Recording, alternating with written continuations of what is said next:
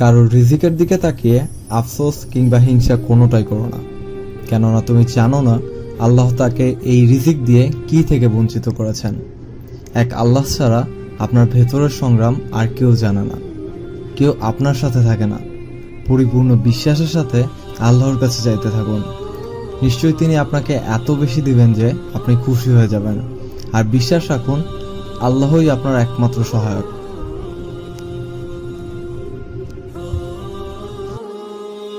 স্বামী বাইরে শ্রম দিবে, স্ত্রী তার উত্তম আয়ের জন্য আমল করবে, দোয়া করবে। সংসারের আয় কন্ট্রিবিউট করার মানে স্ত্রী টাকা ইনকাম করার জন্য বাইরে যাওয়াকে বোঝায় না। ঘরে বসে নামাজ, ইবাদত, আমল করেও একজন স্ত্রী তার স্বামীর উত্তম আয়ের সহযোগিতা করতে পারে ইনশাআল্লাহ।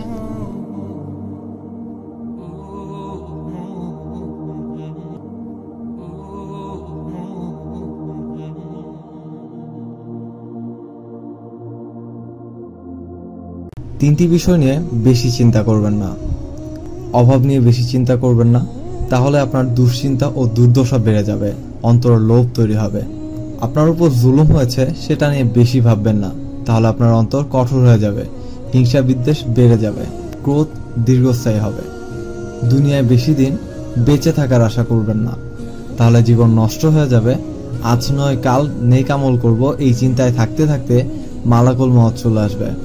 আল্লাহ তাআলা আমাদেরকে বুঝার তৌফিক দান করুন, আমিন। রবের সাথে তার বান্দার এই দুটি কথা খুবই চমৎকার লাগে। আমি ছাড়া তোমার আরো অনেক বান্দা আছে, কিন্তু আমার তুমি ছাড়া আর কোনো রব নাই, আর কোনো চাওয়ার জায়গা নাই। আল্লাহ, তুমি তো অভাবীদেরকে তাড়িয়ে দিতে নিষেধ করেছ, তাহলে এই অভাবীকে খালি হাতে কেন ফিরিয়ে দিবা? মহান রবের ঘোষণা, কতই না উত্তম বন্ধু তিনি, কতই না উত্তম সাহায্যকারী। সূরা হাজ আয়াত ৭৮। একদিন জিবরাইল আলাইহিস সালাম এসে নবীজিকে বললেন, ইয়া মুহাম্মদ সাল্লাল্লাহু আলাইহি ওয়াসাল্লাম, আপনার উপর ৫টি উপদেশ। প্রথমত, যাই করুন না কেন মৃত্যু এক সময় আসবেই, অর্থাৎ জগতের মাঝে নিজেকে একেবারে জড়িয়ে ফেলবেন না, কেননা আমাদের উদ্দেশ্য এই জগৎ কেন্দ্রিক নয়। দ্বিতীয়ত, কাউকে যতই ভালোবাসুন না কেন বিচ্ছেদ এক সময় আসবেই। এই জগতের মানুষের সাথে বেশি জড়িয়ে যাবেন না, কেননা একদিন না একদিন আপনাকে তাদের থেকে আলাদা হয়ে যেতে হবে।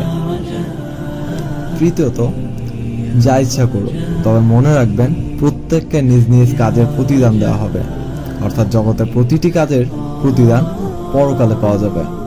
চতুর্থত, জেনে রাখুন কিয়ামুল লাইল অর্থাৎ রাতের সালাতের মাঝে মুমিনের মর্যাদা রয়েছে। পঞ্চমত, নিজের ইজ্জত, সম্মান, মর্যাদা এগুলোর জন্য মানুষের মুখাপেক্ষী না হওয়া। শারীরিক, মানসিক, আর্থিক, মনস্তাত্ত্বিক সব দিক থেকে অন্যের উপর নির্ভরশীল না হওয়ার চেষ্টাতেই মুমিনের প্রকৃত সম্মান নিহিত।